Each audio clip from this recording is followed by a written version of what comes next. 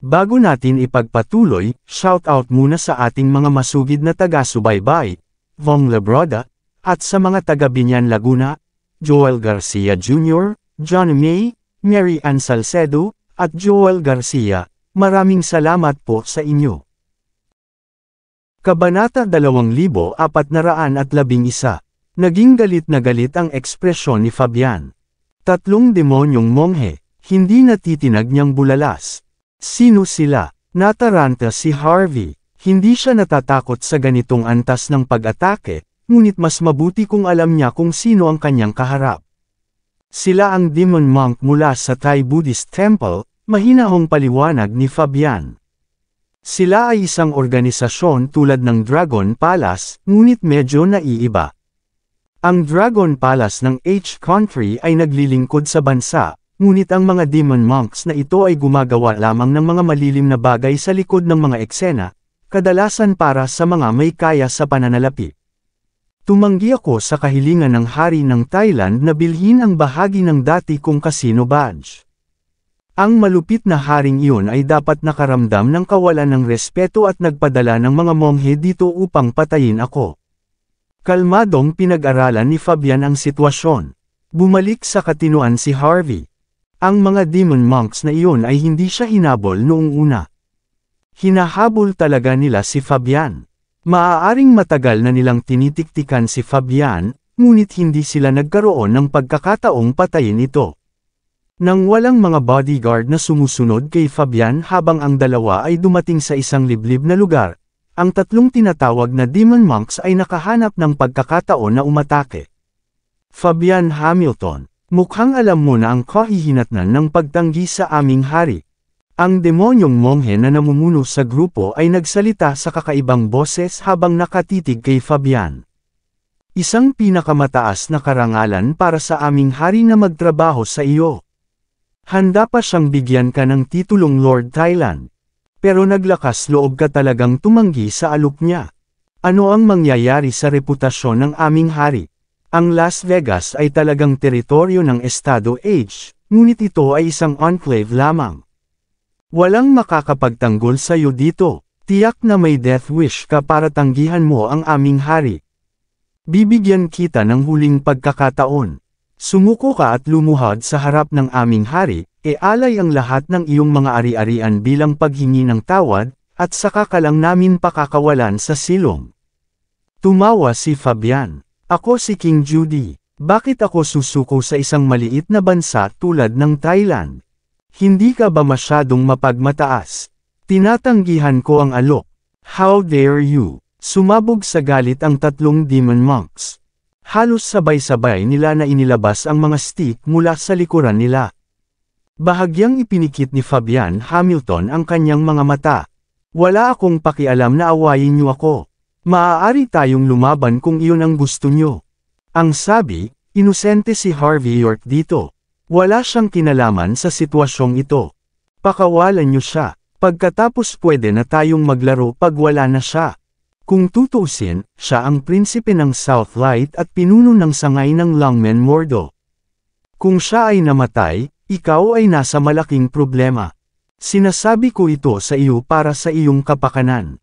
Mahinahong nagsalita si Fabian, na para bang hindi siya natatakot sa kamatayan. Naipit niya si Harvey sa heart-to-heart na pag-uusap na ito.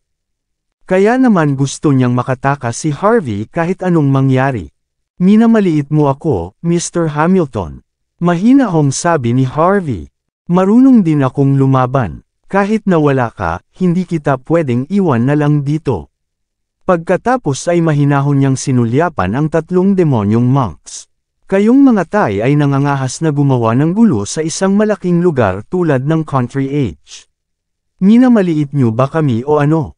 Tumawa ang mga demon monks, pagkatapos ay tumangala kay Harvey na may malamig na ekspresyon sa kanilang mga mukha.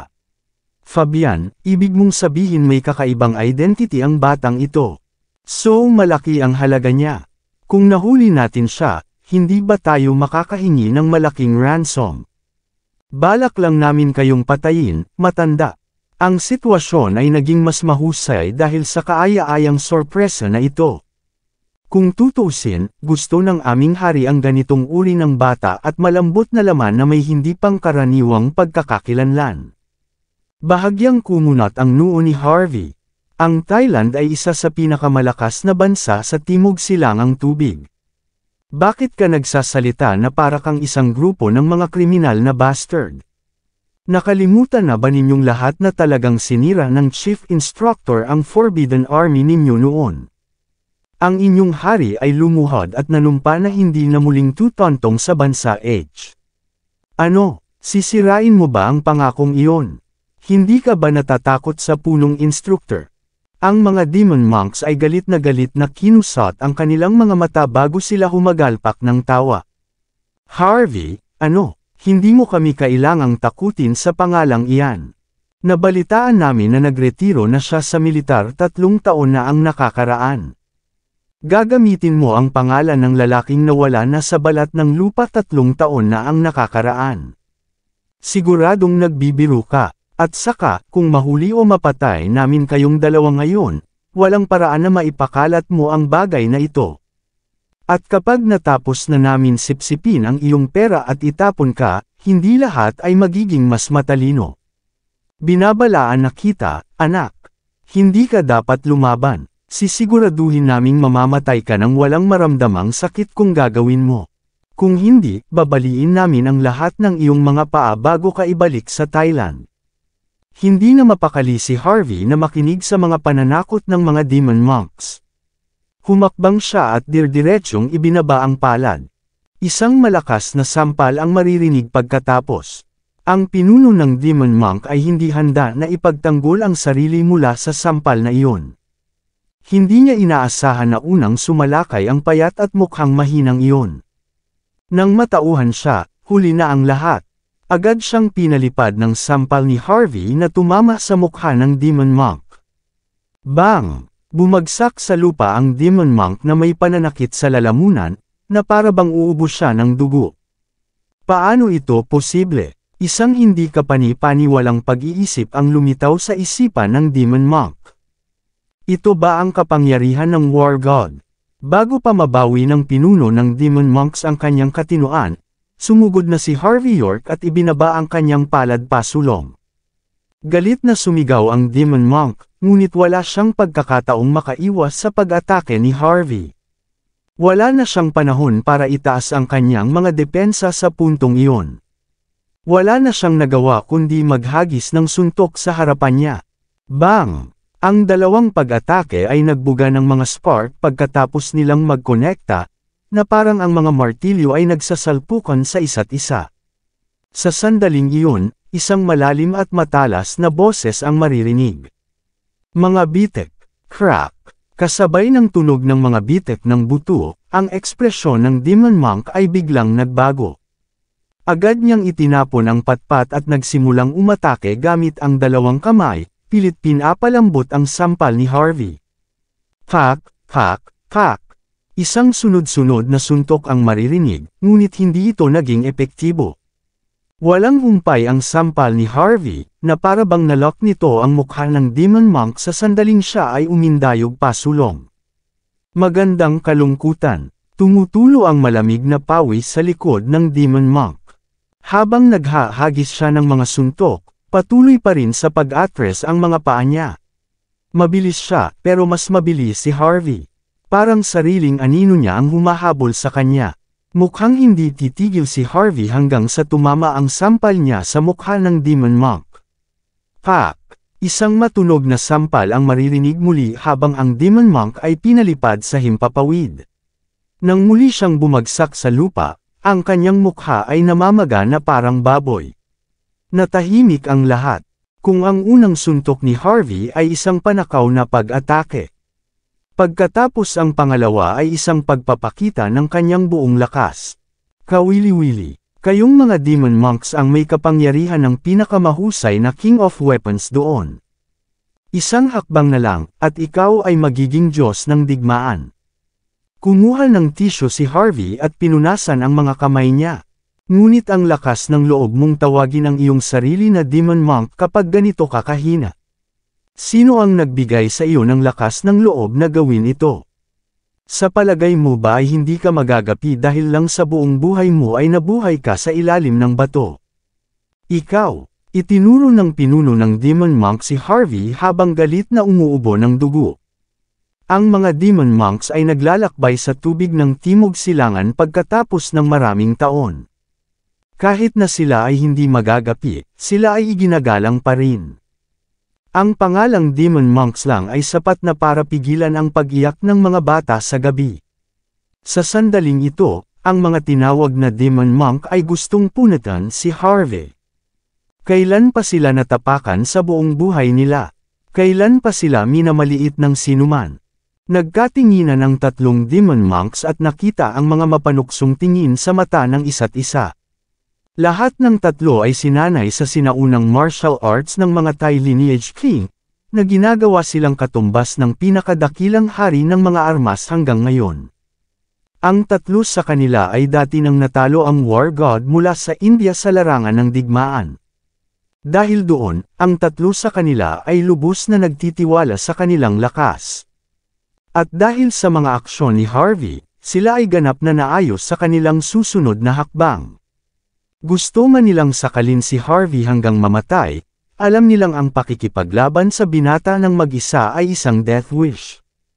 Ang pinakamatalinong plano ay ang pag-atake kay Harvey ng sabay-sabay. Plano nilang harapin si Harvey bago ang anumang bagay. Nakakabilib ka talaga, Harvey. Hindi nakakagulat na hinirang ka bilang pinuno ng sangay sa murang edad. Sa tingin ko si Fabian Hamilton ay nagsasalita lamang ng malaki. Mukhang nagsasabi siya ng totoo. Ang pinuno ng Demon Monk ay tinakpan ang kanyang mukha nang ipakita niya ang isang labis na nakakatakot na ekspresyon. Masyadong maunlad ang bansang H. Hindi ako naniniwala na magkakaroon ng ganito kalakas na mga miyembro sa mga nakababatang henerasyon. Kung hindi namin itatapon ang isang nangungunang talento na tulad mo, ikaw ang tatayo sa aming mga ulo sa susunod na 10 taon. Kaya nga alang-alang sa magandang kinabukasan ng Thailand at ng aming hari. Mamamatay ka tulad ni Fabian Hamilton. Pinunasan ng pinuno ng Demon Monks ang dugo sa kanyang bibig na may tuwid na ekspresyon sa kanyang mukha. Casual na itinapon ni Harvey York ang kanyang tissue sa lupa habang nagpakita ng malaking interes sa tatlo. Sabay ba kayong tatlo na lumapit sa akin?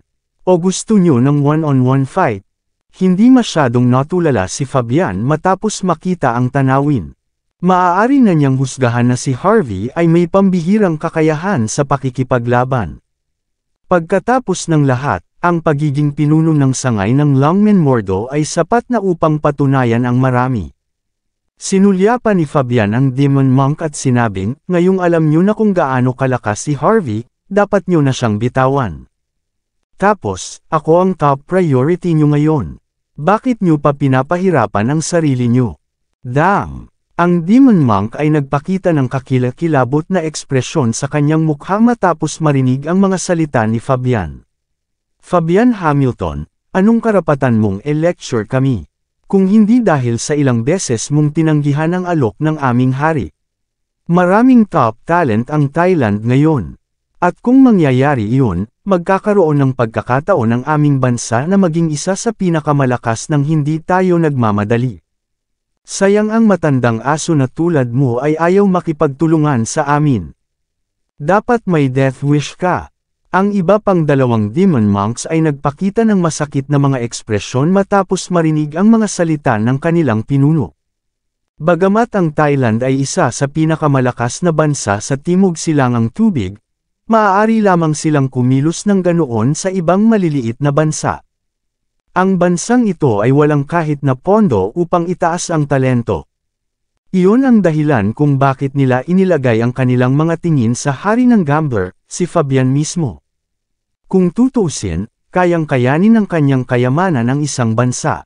Para sa mga taong mula sa Thailand, natural na kailangang pagsilbihan sila ng gayong mga tao at bayaran ang presyo.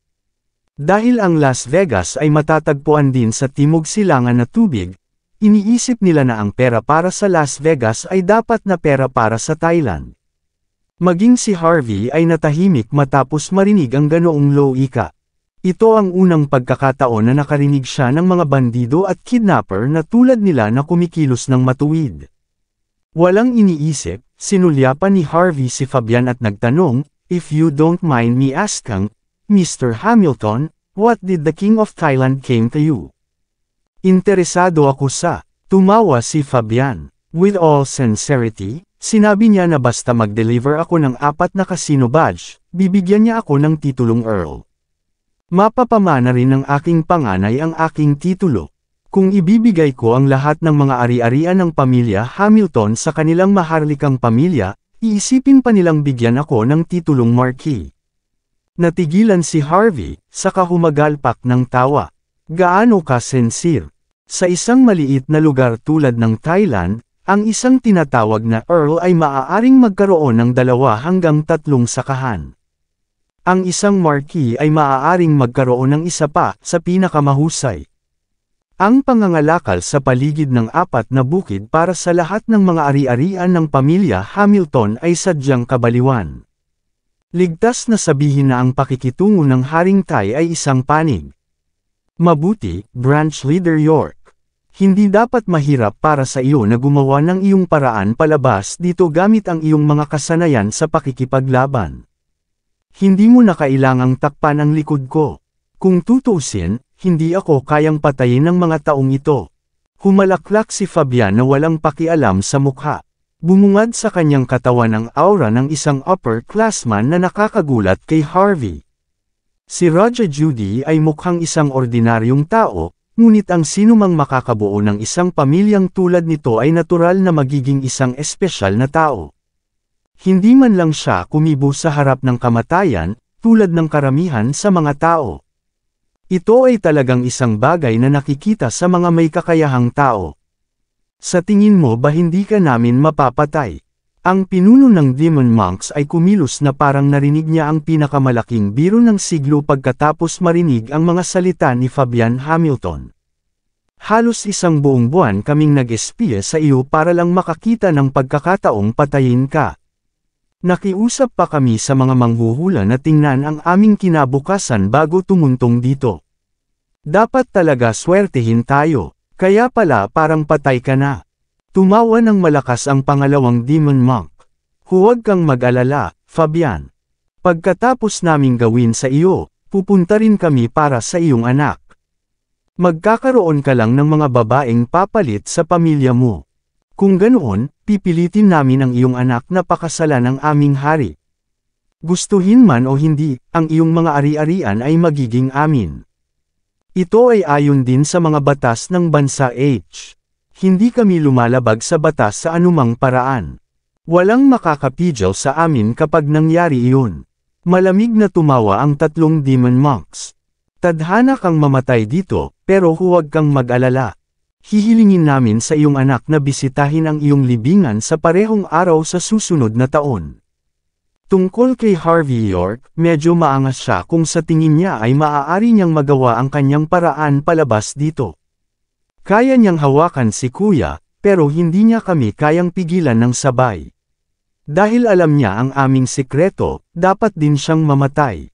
Napabuntong hininga si Harvey. Sa wakas ay naunawaan na niya kung bakit nagsimulang bumuo ang mga bandido sa palibot ng Golden Triangle at ang mga pirata ay umaaligid sa buong Timog Silangan na tubig. Ang tinaguri ang pinakamalakas na bansa sa Timog Silangang tubig, ang Thailand, ay hindi man lang ambisyoso at may kakayahan. Maraming salamat sa lahat ng sumusubaybay. Please subscribe and follow my YouTube and Facebook channel, Pilipino Novel. Maraming salamat po. Kabanata 2415. Nang walang pag-iisip, mahinahong ngumiti si Harvey. Dapat sabay kayong lumapit sa akin. Huwag niyong sayangin ang oras ko. Mamaya, kailangan kong tulungan si Mr. Hamilton sa kanyang bahay pagkatapos kong gawin kayong 3. Mayabang na bata, we will kill. Tapos ikaw muna. Fabian. Ang pinuno ng mga Demon Monks ay nanunuya na may mabagsik na ekspresyon sa kanyang mukha. Huwag mong isipin na sisunduan ka ng mga gwardya mo kung patuloy kang pumipigil. May sasabihin ako sa iyo. Dumating din ang 18 alagad namin nang makarating kami sa lugar na ito. Kakailanganin ng mga bodyguard mo kahit kalahating oras lang bago sila makarating dito. Kaya napagdesisyonan na ang iyong wakas. Ikalawang kapatid, ikatlong kapatid, hulihin natin sila. Ang pinuno ng mga demon monks ay nagbigay ng utos bago siya mismong sumugod. Ang dalawa pa ay hindi nag-aksaya ng oras sa paghampas. Natural, ginamit nilang tatlo ang kanilang buong lakas. Ang hangin ay umuungol ng hindi mapigilan habang ang mga sonic boom ay umalangaw sa lahat ng dako. Sa isang kisap mata, ang tatlong demon monks ay dumating mismo kay Harvey at bumuo ng isang uri ng linya bago sinalakay si Harvey ng sabay-sabay. Nagpakita ng walang pakialam na ekspresyon si Harvey matapos makita ang mga agresibong pag-atake ng demon monks. Humakbang siya pasulong at sa isang iglap ay ikinumpas niya ang kanyang palad. Ano? Ang mga demon monks ay biglang nagbago ang kanilang mga ekspresyon nang makita ang simpleng kilos ni Harvey. Labis na nagulat ang dalawa pang demon monks sa nakita dahil ito ang unang beses nilang nakalaban si Harvey. Ang tila simpleng sampal na iyon ay lumawak ng walang hangganan sa kanilang mga mata, na parabang isang buong palad ang kayang takpan ang langit. Ang dalawang demonic monks ay biglang naramdaman na ang sampal ay nakatadhana sa kanilang mga mukha. Parehong makakakuha ng kanilang makatarungang bahagi. Namanhid ang kanilang mga anit. Magiging ganito lang sila kapag naharap sa matinding panganib. Ngunit sa puntong ito, wala silang ibang pagpipilian kundi ang lumaban. Hak! Dalawang malakas na sampal ang umalangaw-ngaw. Ang pangalawa at pangatlong demon monks ay nanginag habang siya ay pinalipad. Ang kanilang mga mukha ay ganap na namamaga sa dugong tumutulo mula sa kanilang mga bibig nang sila ay bumagsak muli sa lupa. Napaatras ng ilang hakbang si Harvey York at bahagyang tinapakan ang lupa nang lumapag siya, na kinansela ang sobrang lakas na nagtulak sa kanya pabalik. Kaagad pagkatapos, si Harvey ay sumugod pasulong at ibinaba ang kanyang paa sa pinuno ng mga demon monks. Bang! Ang pinuno ng demon monk ay pinalipad sa pamamagitan ng isang halos biglaang sipa. Pinikit ni Fabian Hamilton ang kanyang mga mata matapos makita ang walang pakialam na ekspresyon ni Harvey sa kanyang mukha. Ayos ka lang ba, Mr. York? Ayos lang ako. Medyo mahina rin ang demon monk mula sa Thailand. Dati nang nakaharap ni Harvey ang daan-daang tao sa larangan ng digmaan at madaling natalo ang daan-daang Kings of Arms. Tanging ang tatlong pinakadakilang hari ng sandata ay wala sa kanyang paningin. Sasampulin sana ni Harvey hanggang sa mamatay ang mga tinatawag na demon monks kung hindi niya itinago ang kanyang tunay na kapangyarihan kay Fabian. Tumayo ang pinuno ng demon monks habang tinatakpan ang kanyang mukha. Second brother, third brother, okay lang ba kayong dalawa? Ang dalawa pa ay natisod sa lupa na nakatikip ang kanilang mga mukha, pagkatapos ay pinunasan ang dugo sa kanilang mga mukha na nagpapakita ng nakakaawang mga tingin. Nasugatan sila, ngunit kaya pa rin nilang lumaban. Ang tatlong demon monks ay nagpakita ng mapanuksong mga tingin habang ang kanilang mga mukha ay natatakpan ng mga bakas ng palad. Si Harvey ay mas malakas kaysa sa naisip nila. Yung talent na ganito ay hindi pwedeng iwanang buhay. Kung hindi, lalago pa ang bansa H. Talagang ayaw ng Thailand na isa pang taong katumbas ng chief instructor ang muling ipanganak sa bansa H. Kung ito lang ang mayroon ka, talagang banigo mo ako. Nag-cross arm si Harvey at walang pakialam na naglakad. Sabay-sabay kayong lumapit sa akin. Itigil nyo na ang pag-aaksaya ng oras ko. Kunin mo siya. Nag-utos ang pinuno ng demon monks habang nagpapakita ng nakakatakot na ekspresyon. Sumugod silang tatlo sa iba't ibang direksyon para kunin ang kanilang mga pag-atake. Pagkatapos, ang tatlong demon monks ay lumukso sa hangin bago sumuntok kay Harvey. Ang tatlong patpat ay bumuo ng isang nakamamatay na galaw na maaaring pumatay maging ang Diyos ng digmaan. Si Fabian ay biglang nagpalit ng ekspresyon matapos makita ang killer move. Mag-ingat ka, Harvey. Ito ang kanilang pinakamalakas na trump card. Ang Indian God of War ay natalo sa ganitong paraan. Nakuha ko na. Nanatiling cool si Harvey at gumawa ng isang hakbang pasulong upang harapin ang mga demon monks. Talagang namamaga ang kanilang mga mukha, ngunit hindi nila ito pinigilan. Sabay-sabay silang sumugod kay Harvey nang hindi tumitingin sa isa't isa. Ang tatlong patpat ay ganap na nakaharang sa ruta ng pagtakas ni Harvey. Klang, klang, klang. Marahang ipinitik ni Harvey ang kanyang daliri sa hangin. Bang, bang. Agad na nag-vibrate ang mga stick. Ang pagkilos ng pagpatay ng tatlong demon monks ay agad na napigilan dahil hindi man lang nila maitaas ang kanilang mga armas. Bang! Inilabas ni Harvey ang kanyang paa at pinapunta sa demon monk patungo sa isang malaking puno. Hindi na sila makabangon muli pagkatapos ng mapangwasak na suntok. Bang! Gamit ang handslag ni Harvey, dalawang stick ang agad na lumipad sa hangin bago tumusok sa dibdib ng ikalawa at pangatlong demon monk.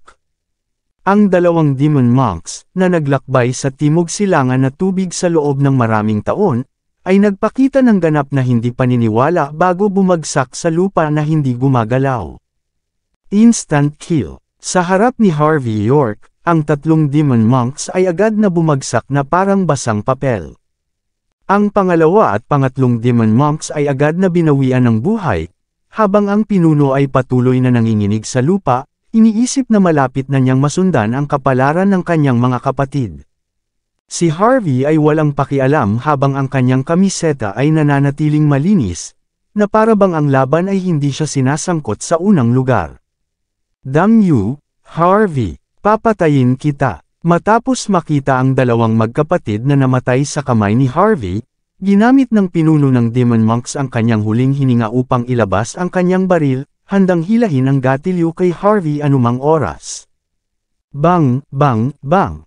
Bago pa man magawa ng demon monk ang anumang bagay, biglang itinaas ni Fabian Hamilton ang kanyang kamay at ipinakita ang isang Kat-Anji tanging baril sa kanyang kamay na kahawig ng isang gawa ng sining. Sa isang paghila ng gatilyo, isang dosenang buckshot bullet ang tumusok sa bawat mahahalagang punto sa katawan ng demon monk. Pagkatapos ay naglabas si Fabian ng isang silk scarf at ipinagpatuloy ang paglilinis ng kanyang baril. Nanliit ang mga mata ni Harvey habang tinitingnan niya ang katawan ng demon monk. Tumama ang mga buckshot sa bawat mahahalagang punto sa katawan ng demon monk. Malamang patay na ang taong iyon. Nakahinga ng maluwag si Harvey habang medyo maingat sa matandang Sorrow. Naunawaan niya na walang magagawa ang mga demon monk sa King of Gamblers, kahit na habang nanunood si Harvey sa gilid. May mga chismis na wala ng 3 buwang mabubuhay si Fabian. Sa pag-iisip nito, napatawa na lang si Harvey sa naisip. Kasama ko si Hamilton. Sa sandaling lumingon si Harvey, tumakbo ang mga bodyguard na may kargadong baril. Natural, lahat sila ay nakakuha ng balita na si Fabian ay inaatake. Mukhang walang pakialam si Harvey matapos makita ang daan-daang bodyguard na nakapalibot sa lugar. Siya ay tunay na naniniwala na ang pamilya Hamilton ay ang mga hari ng Las Vegas sa oras na iyon. Nanatiling kalmado si Fabian habang winuwagayway ang kanyang kamay, senyales sa kanyang mga bodyguard na umatras bago naglakad patungo kay Harvey. Medyo sanay ka sa pakikipaglaban, Sir York. Salamat sa pagtayo para sa akin. Nanatiling kalmado si Fabian matapos makita ang walang bahid na kamiseta ni Harvey, ngunit isinama din niya ito bilang isa sa mga taong hindi madaling ma-provoke mula noon. Lihim siyang natuwa dahil nagkaroon siya ng pagkakataong gawing kaibigan ang karibal na tulad ni Harvey noong araw na iyon. Hindi ito big deal. Huwag kang mag-alala tungkol dito. Kumuha si Harvey ng soda mula sa isa sa mga bodyguard, pagkatapos ay humigop bago mahinahong sinabi, sa paghusga sa mga demon monks na ito, sa tingin ko alam ko kung ano ang nangyari sa iyong silid ng bahay. At saka, baka malaki rin ito. Kailangan mong maging mas maingat sa tuwing lalabas ka. Iminumungkahi ko na wisikan mo ng dugo ng manok sa paligid ng iyong bahay.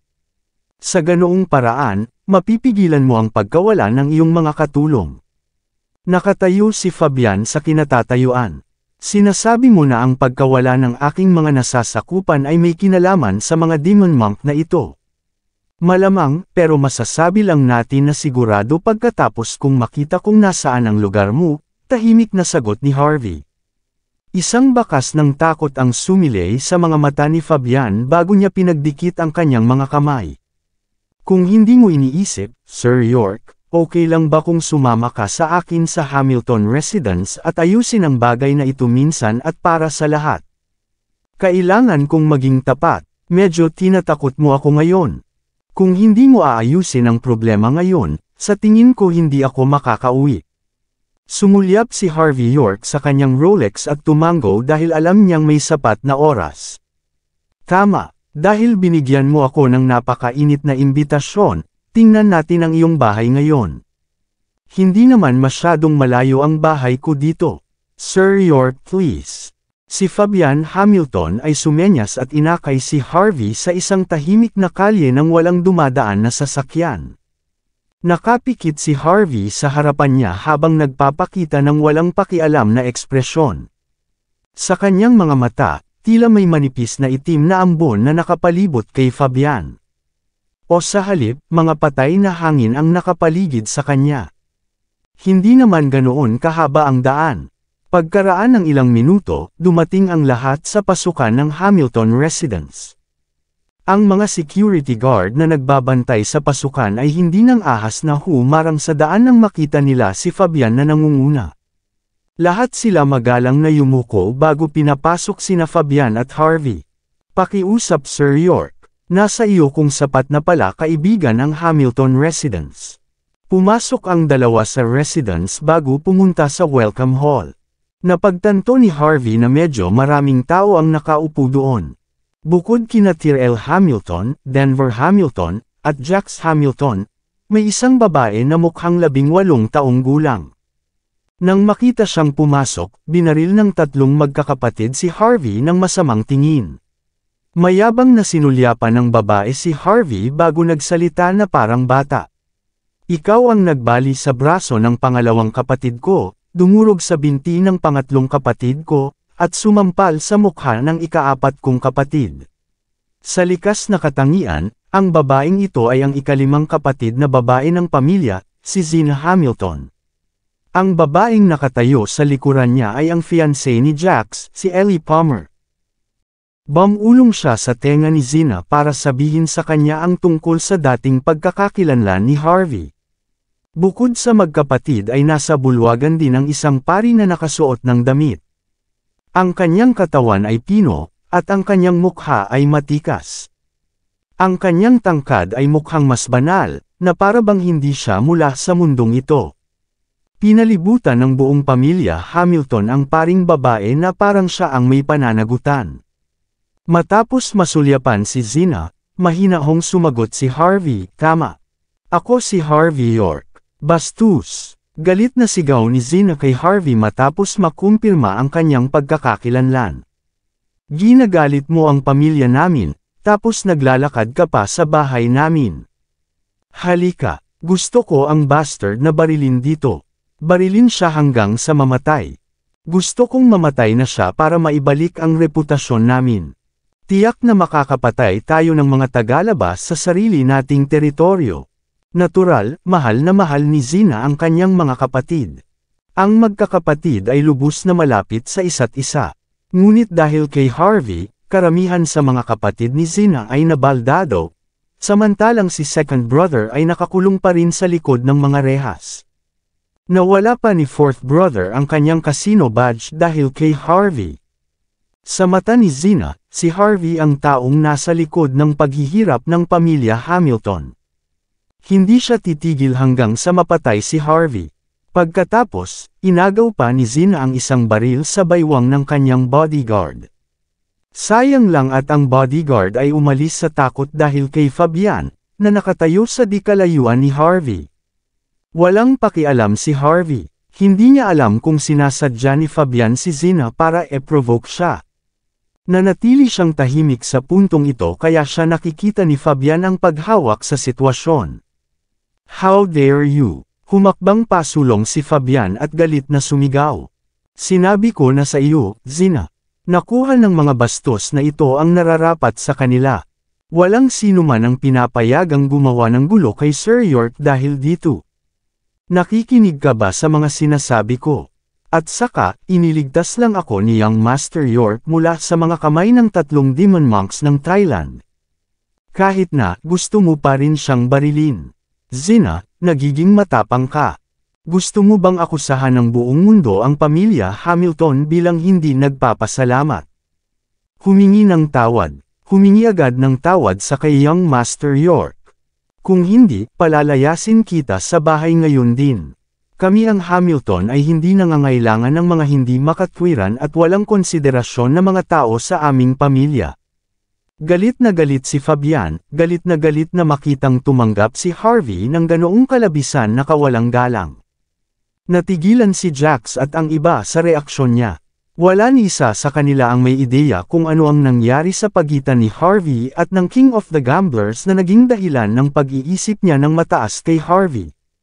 Marami sa pamilya Hamilton ang natigilan ng hindi makapagsalita, lalo na ang asawa ni Fabian. Noong una ay gusto nilang ihiwalay si Harvey at kutsain siya ng walang awa.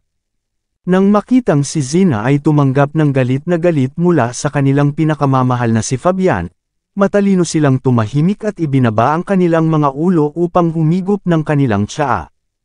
Nawala sa isang iglap ang galit sa mukha ni Zina, napalitan ng takot. Kumbaga, ito ang unang beses na pinagsabihan siya ng King of Gambler. Ang nakasuot na babaeng pari sa tabi niya ay tahimik na nakatayo sa sandaling ito at pinuprotektahan si Zina. Sa maliit na ngiti, mahina niyang sinabi, Roger Judy, medyo excited lang si Zina. Medyo maluwag ang dila niya dahil doon. Siya ay isang walang muwang na dalaga. Paano siya naging masama? Ikaw ay dapat si Harvey, Prinsipe York o tagapamahala ng sangay ng Longmen na gumawa ng pahayag na naging sanhi ng pagpapalit ng kamay ng Dragon Palace ng Hong Kong at Las Vegas kahapon. Branch Leader York, lagi kang bukas palad at mabait. Hindi mo gagawing malaking bagay ang maliit na pagkakamali ni Zina, hindi ba? Patuloy ang pagngiti ng pari habang nagsasalita. Tiningnan niya si Harvey nang may interes bago bumaling kay Zina. Humingi ng sorry kay Prince York, Zina. Namilog ang mga talukap ng mata ni Zina. Ayaw niya, ngunit nakagat pa rin niya ang kanyang labi at nag-aatubili. Prince York, humihingi ako ng paumanhin para sa aking pag-uugali. Samantala, nanatiling walang pakialam si Harvey. Hindi alintana kung nais ni Fabian na gamitin siya bilang isang pawn upang sugpuin si Hamilton. O nais ng isang tao sa Hamilton na gamitin ang pagkakataong ito upang hamanin ang awtoridad ni Fabian, hindi iyon pinansin ni Harvey. Gayunpaman, ang munting babaeng pari na ito ay nagparamdam sa kanya ng kaunting hindi komportable. Sa oras na ito, walang pakialam na sinabi ni Harvey, anong sinasabi mo? Hindi kita marinig. Bahagyang kumunat ang noo ng pari, bakas sa mukha nito ang pagkagulat. Walang nang ahas na maging bastos sa kanya sa Hong Kong at Las Vegas. Gayunpaman, naglakas loob si Harvey na umarte sa kanya. Medyo naiinis si Zina, pero hindi na nagsalita. Naghihintay na magsalita ang pari at magtaas ng boses sa isang matinis na tono. Patawarin mo ako. I'm sorry sa ginawa ko. Madaling sumagot si Harvey, I'll spare you this time for the King of Gamblers. Umaasa din akong makipagkasundo kay Hamilton. Kung hindi dahil sa ugali ni Fabian, hindi tututol si Harvey na turuan ng leksyon si Zina. Gayunpaman, 4 sa 5 anak ng pamilya Hamilton ang nawasak. Hindi rin naman siya mahihirapang sirain ang huli. Dahil pinatawad ka ni Young Master York at nagmakaawa si Miss Latehold kaya hahayaan ko na siya sa pagkakataong ito. Ikaw, medyo nabawasan ang galit ni Fabian habang nagpatuloy, kahit protektahan ka ni Miss Latehold sa susunod, paparusahan pa rin kita. Mukhang nairita si Zina, ngunit ibinaba niya ang kanyang ulo at mas sanuring sumagot, oo, naiintindihan ko. Okay, Zina, huwag kang magalit. Kung may nagawa kang mali, kailangan mong aminin. Sa hinaharap, hindi ka dapat maging padalos-dalos. Malambing na wika ng pari na nakangiti habang inaalaw si Zina. Ang pangangalo niya ay mayabang at kusa, ngunit tila nakinig siya sa pari at hindi na nagsalita pa sa oras na ito. Hindi na sinaway ni Fabian si Zina, nasiyahan sa kanyang kaamuan. Pagkatapos ay sinulyapan niya si Harvey at nakangiting sinabi, "Young Master York, natatakot ako na mayroon akong ilang mga isyu sa pagdidisiplina sa aking pamilya. Salamat sa iyong pag-unawa, dahil nandito ka ngayon, ipapakilala kita. Ito si Miss Scarlett Latehold ng Temple of the Five Virtues. Siya rin ang nakatatanda sa aking anak na hindi karapat-dapat." Sinasanay din ni Zina ang kanyang paglilinang sa Temple of the Five Virtues. "Narinig ko ang tungkol sa nangyari sa Hamilton Residence, kaya pumunta ako upang tingnan. Miss Latehold, kilala mo na ang lalaking ito. Siya si Harvey York, kilala rin bilang si Prince York, Branch Leader York, at bago lang sa Hong Kong at Las Vegas." Nakangiting pakilala ni Fabian sa dalawa. Magalang na inilahad ni Harvey ang kanyang kanang kamay. "Ikinagagalak kung makilala ka, Miss Latehold." At the same time, medyo nagulat siya. Narinig niya ang tungkol sa Temple of the Five Virtues. Sinasabing ang templo ay itinatag mahigit 200 taon na ang nakalilipas, at isang sagradong lugar para sa martial arts sa rehiyon ng South Light. Kabanata 2420. Ang Temple of the Five Virtues ay kilala sa Wing Chun technique nito, na kilala rin bilang Invincible Skill sa South Light region. Dahil ang babaeng ito ay mula sa Temple of the Five Virtues, hindi katakataka na ang kanyang ugali ay ibang-iba sa karaniwang mga babae. "Ikinagagalak na makilala ka, Prinsipe York." Bahagyang kumunat ang noo ni Latehold habang inilabas ang kanang kamay. Mabilis niyang hinawakan ang kamay nito pagkatapos ng kaunting haplos, tila walang balak na magkaroon ng malalim na pagkakaibigan sa kanya. Parang hindi niya gusto si Harvey. Sinulyapan ni Scarlett si Fabian na may mukhang superior at mayabang na sinabi, "Sir Hamilton, alam na ng babaeng iyon ang tungkol sa Hamilton Residence. So, pinapunta ako ng babae na iyon dito para ayusin ito. Kung sa tingin mo ay ayos lang, magmadali at paalisan ang mga walang kaugnayang tao para makita ko kung may problema sa feng shui dito. Marahil yun ang dahilan kung bakit paulit-ulit na nawawala ang mga kasambahay dito." Saglit na natigilan si Fabian, ngunit mabilis na inayos ang sarili at nakangiting sinabi, "Ang bait talaga ng babaeng iyon. Salamat sa iyong kabaitan, Miss Latehold. Papayagan kong umalis pansamantala ang mga nasa Hamilton Residence, ngunit kailangan ko ring payagan ang ilang mga bodyguard na manatili dito upang protektahan ang lahat." "Ayos lang ba?" Walang pakialam na sumagot si Scarlett, "Oo, ngunit kailangan mong paalisan ang mga walang ginagawang tagalabas sa lalong madaling panahon." Habang nagsasalita siya, sumulyap si Scarlett kay Harvey. Tila, ipinakita niya na si Harvey bilang isang walang ginagawa na outsider. Pagkatapos ay naglabas si Scarlett ng isang feng shui plate mula sa box na dala niya. Pagkatapos noon, wala na siyang nagawa. Nakatayo siya sa parehong lugar na nasa likod ang kanyang mga kamay, na para bang tumanggi siyang kumilos habang narito si Harvey. Walang pakialam si Harvey sa kanyang silent protests. Kumunat ang noo niya, pero sa sumunod na segundo, nagbago ang mukha niya. Humakbang siya at kinuha ang feng shui plate sa kanyang kamay, pagkatapos ay hinampas ito sa lupa.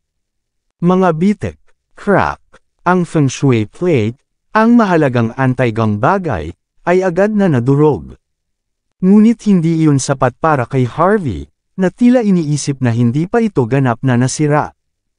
Kaya, kinuha niya ang mga piraso at inihagis ang lahat sa lagayan ng apoy sa bulwagan. Sumunod ang kaluskos ng isang bagay na nasusunog, at ang mga piraso ng sirang feng shui ay natunaw sa wala. Nagulat si Scarlett higit sa lahat. Hindi niya akalain na may taong magiging matapang na sisira sa kanyang hindi mabibiling feng shui plate. Agad niyang inangat ang ulo at malamig na umungol, "Prince York, Branch Leader York. Bigla mong sinira ang mga kayamanan ng Temple of the Five Virtues. Mas mabuting bigyan mo ako ng kasiya siyang paliwanag para sa iyong mga aksyon. Kung hindi, papatayin kita. Si Scarlett ay humakbang pasulong, ang kanyang mukha ay nanlamig. Si Zina naman ay hindi na hinintay na magsalita si Harvey at agad na tumahol ng, "York, what's wrong with you? Naiinis ka ba sa kanya dahil kinausap niya lang ako? Sinadya mo bang sirain ang mga kayamanan ng Temple of the Five Virtues para ilabas ang iyong galit? Kung may problema ka sa akin, sabihin mo lang. Ano ang silbi ng paglabas nito sa aking senior? Nagkamali ka ng intindi. May mali sa feng shui plate na ito." Malamig na tinignan ni Harvey si Zina. O dapat kong sabihin, may mali sa material ng feng shui plate na ito. Ha? Anong ibig mong sabihin? Ang magandang mukha ni Scarlett ay napakalamig, at ang kanyang mga mata ay mabangis. Ang feng shui plate ng Five Virtue Temple ay naipasa na sa loob ng halos 200 taon. Ito ay isang hindi mabibiling kayamanan. Umaasa kami sa feng shui plate na ito para suriin ang feng shui locations. Nakatulong ito sa amin na malutas ang maraming problema. Gayunpaman, naglakas loob ka bang sabihin na may mali dito? Kung hindi mo bibigyang katwiran ang iyong sarili, hindi ka namin pababayaan. Nabaluktot ang mukha ni Zina sa malamig na galit. Naiinis na siya kay Harvey dahil sa away nila kanina. Ngayon, may lakas ng loob si Harvey na sirain ang isang mahalagang feng shui plate. Kaya, hindi na niya napigilan ang galit na namumuo sa kanyang puso. Young Master York, ang Temple of the Five Virtues ay isang sagradong lugar ng martial arts, ngunit sikat din ito sa mga namamana nitong kasanayan sa medisina at panghuhula ng feng shui na higit pa sa antas ng ordinaryong mga master at doktor ng feng shui. Ilang beses ko nang nakita itong feng shui plate. Ito ay talagang isang kayamanan mula sa Temple of the Five Virtues. Sandaling nag-alinlangan si Fabian, ngunit nagpatuloy pa rin siya.